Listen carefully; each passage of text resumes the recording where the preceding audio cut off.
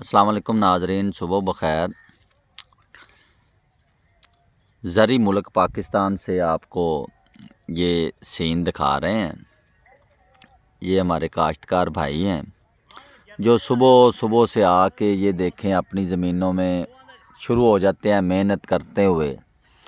और इन काश्तकारों के साथ हो क्या रहा है ये मैं आपको आज दिखाना चाहता हूँ। पाकिस्तान में जो ज़री मुल्क के हुक्मरान हैं वो काश्तकारों के साथ क्या कर रहे हैं, थोड़ी सी तफसील के साथ आज मैं आपको वीडियो दिखाना चाहता हूँ। ये अभी हाल चलाया है इस काश्तकार भाई ने ज़मीन के ऊपर। आज से 1.5 साल पहले इमरान खान के दौर में ये 1200 रुपये में 1 एकड़ जो ट्रैक्टर वाला था कि हल चला जाता था। अब वो 2500 उसकी कीमत हो चुकी है। एक इसमें ना ज़मीन को नरम करने के लिए रूटावाटर चलाया जाता है। वो ज़मीन को ना बिल्कुल बारीक कर देता है, फसल का उगाव अच्छा होता है।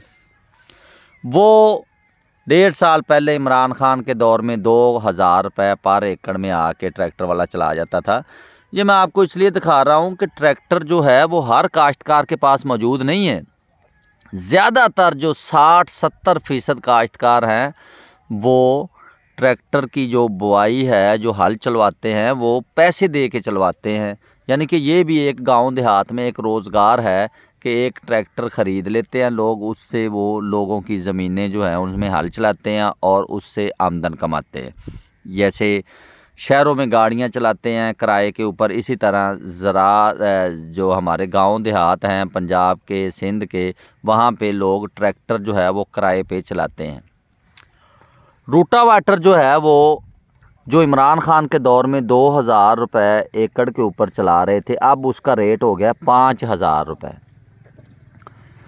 यानी कि काश्तकार बेचारे, अब इनसे मेरी बात हो रही थी, ये कह रहे थे कि अब डीज़ल तेल इतना महंगा हो गया कि अब हमको दोबारा लोग जो हैं, जो दूसरे ममालिक हैं, वो तरक्कियां कर रहे हैं, वो एक से एक जदीद मशीनरी ला रहे हैं ज़राअत के लिए, क्योंकि अगली जो सदी है वो ज़राअत की है। और पाकिस्तान का काश्तकार ये सोच रहा है, मेरी इनसे बात हो रही थी तो ये कह रहे थे हमें वो दोबारा बैल और वो दोबारा हल, वो पुराने पिछली सदी के, वो दोबारा हम सोच रहे हैं कि ले आएँ, क्योंकि डीज़ल की कीमतें इतनी ऊपर हो गई हैं कि हम ट्रैक्टर से हल चलवा ही नहीं सकते। 5000 रुपये का एक दफ़ा हल चले, फिर चले, उसके बाद फिर उसकी खेलियां या कोई भी फसल बीजनी हो वो, यानी कि 20-30 हज़ार तो ज़मीन की तैयारी में ही लग जाए। उसके बाद महंगे बीज, ब्लैक में खादें, फिर जाके कोई फसल तैयार हो और उसमें जाके आड़ती है उधर मंडियों में जाके फिर रेट अपनी मर्ज़ी का लगाएं। हुकूमत का कोई रेट ही नहीं है। तो इसलिए ज़िम्मेदार बेचारे कह रहे हैं कि हम सोच रहे हैं कि दोबारा वही पुराने हल निकालें, बैल ख़रीदें और उनसे अपना काश्तकारी शुरू करें। महंगाई इतनी हो गई है। और जो रक्शे वाले हैं उनसे मेरी बात हुई है, वो कह रहे हैं कि हम वो दोबारा ना वो तांगा और घोड़ा वो ख़रीदने की कोशिश कर रहे हैं कि हम तांगे घोड़े दोबारा लेके आएँ, ताकि इतना महंगा पेट्रोल है, हम कैसे ये रक्षा अफोर्ड को कर सकते हैं जब बचते ही कुछ नहीं है। शाम तक हम रक्षा चलाते हैं तो बचता ही कुछ नहीं है। तो इसलिए अवाम को ये जो हुकूमत आई है ना इमरान खान के बाद, ये जो बड़े तजर्बाकार थे मियाँ शहबाज शरीफ, ख़ानदानी सियासतदान, 40-40 साल से ये सियासत में हैं। आसफ़ अली ज़रदारी साहब, जिनका जन्म ही ऐसे जैसे सियासत में हुआ है, उनके बेटे बिलावल ज़रदारी, मौलाना फजल रहमान, ख़ानदानी सियासतदान, बाप दादा से सियासत में हैं।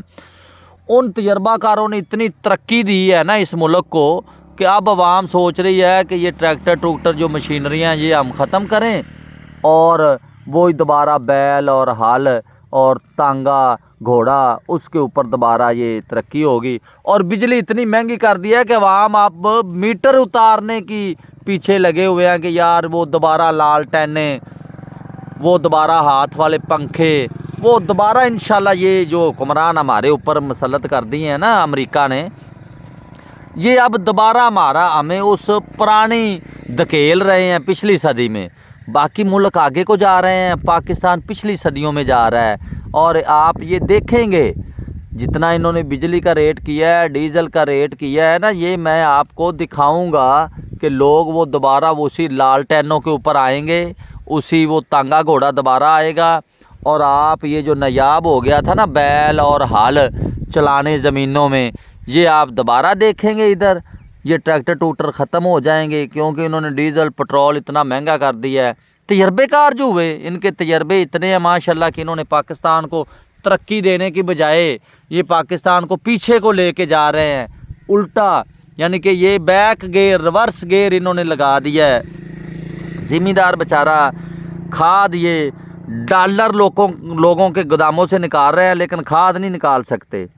डॉलर किसी किसी की ज़रूरत है, खाद 60% पंजाब जो है वो काश्तकार है तो खाद इनकी ज़रूरत है, लेकिन इधर नहीं, खाद नहीं ला के देंगे कि पूरे रेट के ऊपर गवर्नमेंट के ऊपर किसान को खाद मिल जाए। तो लेकिन ये जो है ये डॉलर कहते हैं जी हम ले आएंगे, स्मगलिंग ख़त्म कर देंगे, फलाना ख़त्म कर देंगे। अब डेयरी प्रोडक्ट, डेयरी फार्म काश्तकारों ने बनाए थे वो भी ख़त्म हो रहे हैं। उसकी मैं आपको वजह बता देता हूँ कि दूध पाउडर वाला आ रहा है, स्मगलिंग वाला। जो डेयरी फार्म के लोग हैं उनका दूध कंपनियां नेस्ले और ये जो दूसरी को बड़ी कंपनियां एंग्रो वगैरह वो ख़रीद ही नहीं रही दूध।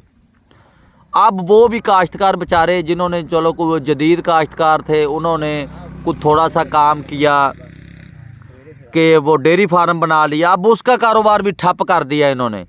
दूध आ रहा है जी, पाउडर वाला दूध आ रहा है स्मगलिंग से, ईरान से सस्ता, वो पाउडर वाले दूध से बना रहे हैं, पाउडर वाले दूध से वो बना रहे हैं दूध, और ये एंग्रो वाला जो कंपनियां हैं जो फलानी हैं ये अब काश्तकार से, जो डेयरी फार्म जो हैं ज़िम्मेदार, उनसे दूध भी नहीं ख़रीद लें। यानी कि मैं तो जिस नुक्ते पे पहुंचा हूं वो ये है कि पाकिस्तान की जो रीढ़ की हड्डी है वो ज़राअत है, जिसके साथ तकरीबन 70% पाकिस्तान की आबादी मुंसलिक है। अब ये इन्होंने पाकिस्तान को तबाह करने का जो मंसूबा बनाया है, मुझे तो लगता है ये बाकायदा मंसूबा बंदी के साथ ज़राअत को तबाह कर रहे हैं, क्योंकि अगर ज़राअत तबाह होगी तो 70% आवाम तबाह हो जाएगी। तबाह कैसे कर रहे हैं कि उसको जो बीज है वो 2 नंबर दे रहे हैं, महंगा दे रहे हैं, खाद ब्लैक में दे रहे हैं, ये जो आपने डीज़ल महंगा दे रहे हैं। जहाँ पे ज़मीन तैयार करनी है एक इंसान ने 4-5 दफ़ा हल चला के अच्छी तरह ज़मीन तैयार करनी है काश्तकार ने, या वो डीज़ल महंगा होगा 5-5 हज़ार की एक दफ़ा की वो हल चलाई होगी 1 एकड़ में, तो वो कौन करेगा बेचारा? वो ऐसे ही बस ज़मीन की तैयारी करेगा नहीं, ऐसी ज़मीन वो बिजाई कर देगा, तो उसकी एवरेज के ऊपर फ़र्क आता है। उसके बाद जब खादें स्प्रे ये जो हैं ये सब जो हैं वो नाकस क्वालिटी की दे रहे हैं और ब्लैक में दे रहे हैं। यानी कि कोई भी पाकिस्तान के किसी शहर किसी गांव देहात में आप चले जाएं, आपको गवर्नमेंट रेट के ऊपर खाद नहीं मिल सकती, आपको चीनी गवर्नमेंट रेट के ऊपर नहीं मिल सकती। यानी कि ये खाद और चीनी का इतना बड़ा माफिया है कि ये किसी से भी नहीं डरते हैं आजकल। हालांकि कितनी सख्ती है जी, फ़ौज जो है वो ज़ख़ीरा अंदोज़ों के ख़िलाफ़ कार्रवाई करवा रही है, लेकिन इनके ऊपर कोई टस मस नहीं हुए, इनके ऊपर कोई असर नहीं है। खाद अब भी ब्लैक में मिल रही है, ज़राअत के जो अफसर हैं वो आराम से घरों में बैठे हैं, कोई पेस्टिसाइड के सैंपल नहीं ले रहे, कोई ये जो 2 नंबर कंपनियां नाकस जो जहर बेच रही हैं। अभी ये हमारी मकई हमने, ये मैं आपको दिखाऊं, ये इधर ये मकई ये काश्त की हुई है, ये इसमें इसको कोई 10 दफ़ा स्प्रे कर चुके हैं, वो दानेदार जहर। लेकिन सुंडी आज भी मैं आपको दिखा देता हूँ, अभी मुझे याद आ गया प्रैक्टिकल, सुंडी अभी तक भी जान नहीं छोड़ रही है। ये आप देख रहे हैं हर दूसरे जो पौधा है उसके ऊपर ये आपको ये सुराख हुए ये सुंडी नज़र आएगी। वजह क्या है इसकी? नाकस क्वालिटी की अद्वियात है।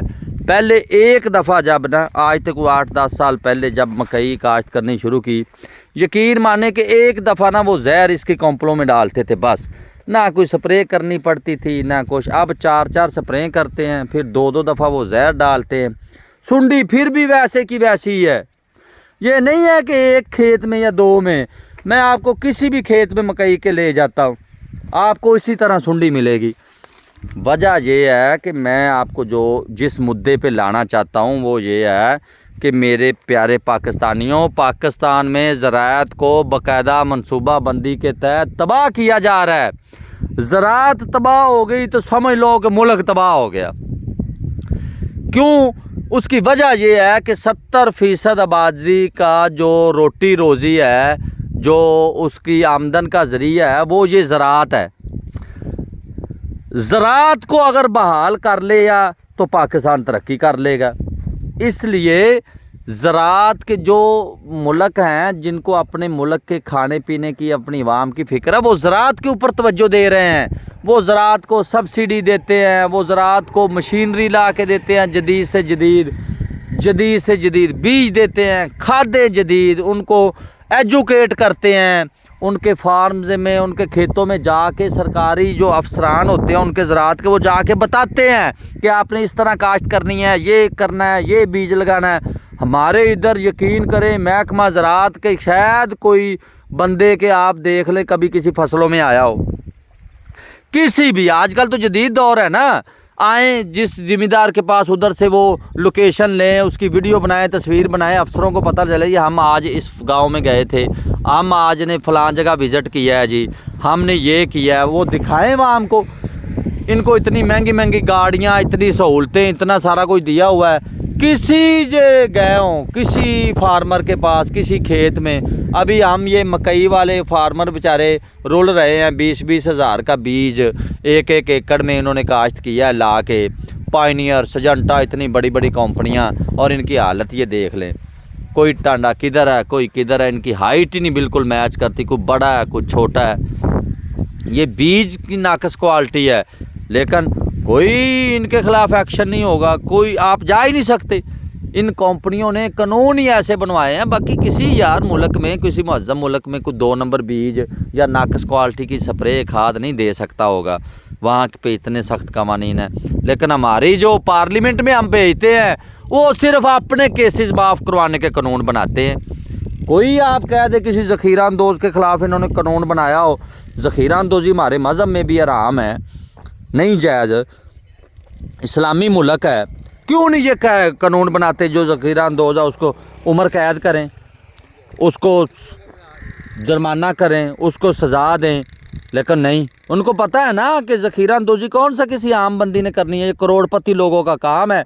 ये करोड़पति लोग ये ज़ख़ीरा अंदोज़ी करते हैं, और करोड़पति जो हैं उनके इनके साथ मफादात हैं, रिश्तेदारियाँ हैं, किसी ने रिश्ता दिया हुआ है, किसी ने रिश्ता इनसे लिया हुआ है, जिन्होंने ये कानून बनाने हैं, पार्लियामेंट में जाके बैठना है। इसीलिए पाकिस्तान में सन 70 से लेके आज तक चीनी नहीं कंट्रोल हुई।